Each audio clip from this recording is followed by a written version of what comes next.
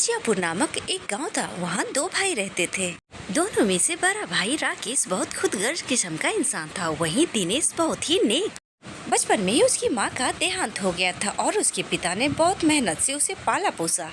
एक दिन उसके पिता बीमार हो गए और लंबी बीमारी के कारण उसके पिता का देहांत हो गया।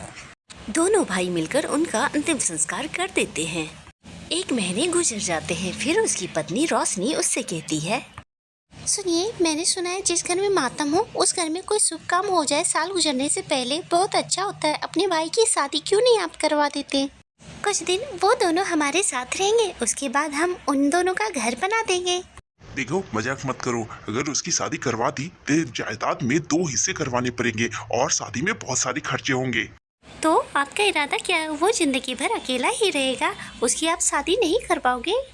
नहीं, मैं उसकी तो शादी करवाऊंगा, लेकिन पढ़ी लिखी और अमीर लड़की से तो बिल्कुल नहीं। अनाथ लड़की से करवाऊंगा जो मुंह बंद करके बैठी रहे अपने घर में एक कोने में जाकर। और हमारे जायदाद का बंटवारा भी नहीं होगा, हमारे बच्चे भी खुशी खुशी रहेंगे और दोनों अपना मुंह नहीं खोलेंगे। ये आप क्या कह रहे हैं? आपके पिताजी की आखिरी इच्छा थी कि आपके भाई की शादी अच्छे घर में हो। आप ऐसा करेंगे तो मेरे ससुर की तो आत्मा तड़पेगी। मैं अपनी आत्मा के अलावा किसी की भी आत्मा की परवाह नहीं करता हूँ। मेरा मन जो कहता है मैं वही करता हूँ। और तुम अभी जाके सो जाओ। मैं कल सवेरे जल्दी उठूंगा और पड़ोस के गांव में जाकर जमीन खरीदने जाऊंगा। जाओ, जाके सो जाओ।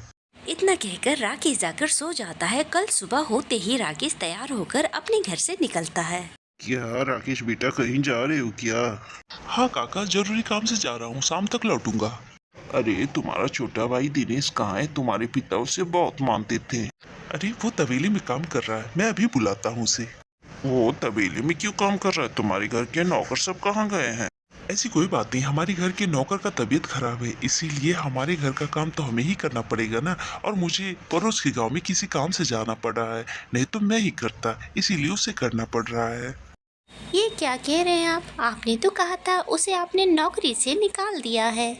अरे पागल हो गई क्या? मैंने उसे नौकरी से नहीं निकाला, उसकी तबीयत खराब थी इसीलिए उसे घर जाने को कहा है। अरे तुम बेवजह गुस्सा क्यों कर रहे हो? उसने बोल दिया गलती से, तुम बेवजह गुस्सा क्यों कर रहे हो? तुम में बहुत बदलाव आ गया है, वो तो दिख रहा है। तुम जाओ, पड़ोस के गांव जाने वाले थे ना, जाओ जल्दी। मैं तुम्हारे छोटे भाई से मिलकर थोड़ी देर में चला जाऊंगा। राकेश वहाँ से चला जाता है। अरे चाचा जी, कैसे हैं आप? कब आए? आपकी तबीयत तो ठीक है ना? दोनों में थोड़ी देर बातचीत होती है। चाचा जी उन्हें बहुत समझाते हैं उसके बड़े भाई के बारे में, लेकिन दिनेश उनकी एक नहीं सुनता है।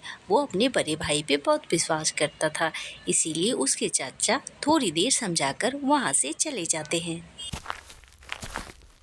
राकेश दूसरे गांव से अपना काम खत्म करके वापस लौट रहा होता है, तभी उसे एक तालाब दिखता है। उस तालाब में एक चमकता हुआ कमल दिखता है। उसे जैसे ही वो तोड़ने जाता है, रुक जाओ, उस कमल को हाथ मत लगाना, वो मेरा है। आप कौन है? मुझे ये कमल के फूल लेने से क्यों रोक रही हैं? मैं स्वर्ग की परी हूँ। महीने में ये कमल एक बार ही खिलता है और इसे मैं अपने इष्ट देवता पे चढ़ाती हूँ। अगर तुम इसे ले लोगे तो मैं कैसे चढ़ाऊंगी, इसीलिए तुम ये फूल नहीं ले सकते हो। आप ये फूल लेंगी तो आपको परमेश्वर से आशीर्वाद मिलेगा, लेकिन मुझे इससे क्या फायदा होगा? इसके बदले तुम्हें क्या वरदान चाहिए, तुम बोलो। हे देवी, मेरी इच्छा मन की पूरी हो। मैं जो भी चाहूँ मेरा वो सारा वरदान पूरा हो जाए, मुझे ऐसा वरदान दीजिए। तथास्तु, आज के बाद तुम जो भी मन में सोचोगे वो तत्क्षण पूरा होगा। राकेश वो वरदान लेकर वहाँ से चला जाता है और रास्ते में चलते हुए उसे एक आम का पेड़ नजर आता है।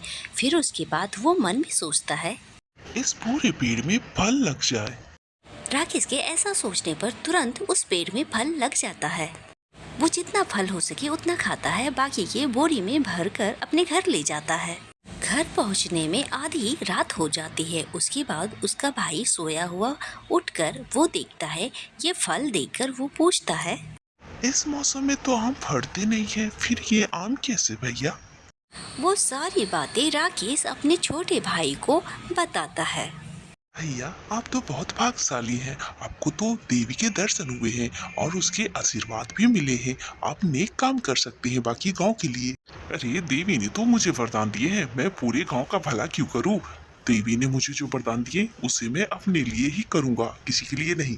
दोनों भाई बात कर ही रहे होते हैं, तभी राकेश की पत्नी नींद से उठकर उसके पास आ रही होती है। तभी ये परछाई देखकर राकेश मन में सोचता है, ये चुड़ैल कौन है। इतने में उसकी पत्नी एक चुड़ैल में बदल जाती है और ये देखकर राकेश और दिनेश दोनों ही डर जाते हैं। राकेश जैसा सोचता है उसके साथ वैसा ही होता है। वो सोचता है कहीं ये चुड़ैल मुझे निगलना चाहे। उसकी पत्नी चुड़ैल के रूप में उसे निकलने आती है। ये देखकर दिनेश राकेश को कस के पकड़ लेता है। मैं बस से निकलने आई हूँ, तुझे नहीं। दूर हट जा, तू हट जा मेरे सामने से। तुम मुझे निकल जाओ, मेरे भाई को छोड़ दो। राकेश ये देखकर चौंक जाता है कि अपनी जान की परवाह किए बिना उसकी जान बचा रहा है। मेरे सामने से हट जाओ मेरे भाई। मैंने देख लिया कि तुम मेरे लिए कितना फिक्रमंद हो, लेकिन मैं तुम्हारे लिए बिल्कुल नहीं। मेरे जैसे भाई को होने से अच्छा है कि ना ही हो।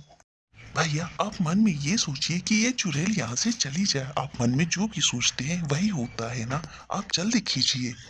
अपने भाई की सलाह सुनकर वो मन में जैसे ही सोचता है, उसकी पत्नी उसके सामने आ जाती है और उसकी पत्नी कहती है, अरे आप मुझे देखकर डर क्यों रहे हैं? मैं आपकी पत्नी हूँ, रोशनी।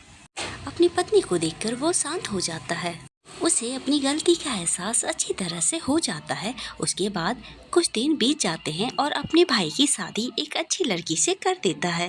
शादी हो जाने के बाद पिता की इच्छा अनुसार जायदाद के 2 हिस्से होते हैं। 2 हिस्से होने के बाद भी दोनों भाई मिलजुल कर रहते हैं।